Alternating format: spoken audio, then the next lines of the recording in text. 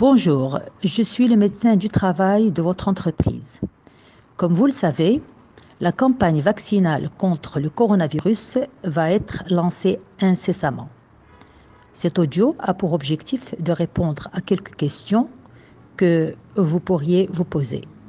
Je vais m'inspirer des données exposées par la directrice régionale du ministère de la Santé au niveau de Casablanca CETAT pour vous parler de l'organisation de cette campagne.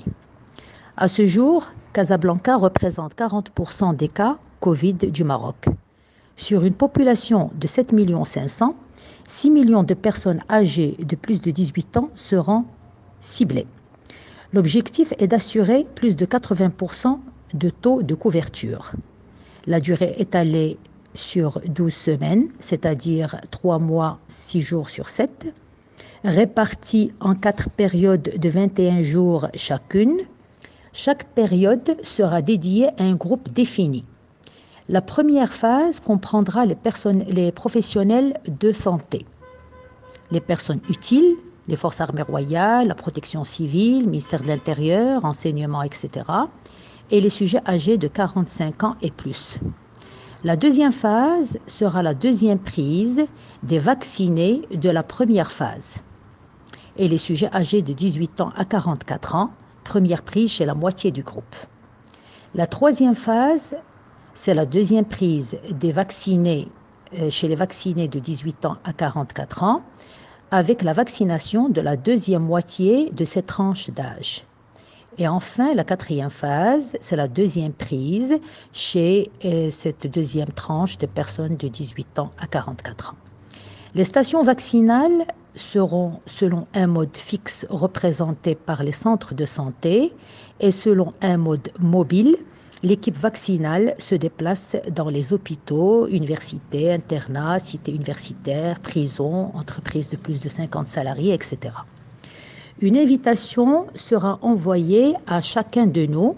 La vaccination n'est pas obligatoire à ce jour, mais très fortement recommandée pour toute la population afin d'atteindre une immunité de groupe suffisante pour arrêter la circulation du virus. Une carte de vaccination Covid sera délivrée à toute fin utile, voyage par exemple.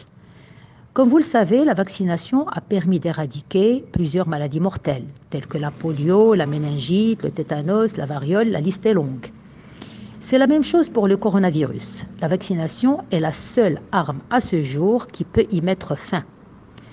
Le vaccin dont disposera notre pays en premier est le vaccin chinois de Sinopharm.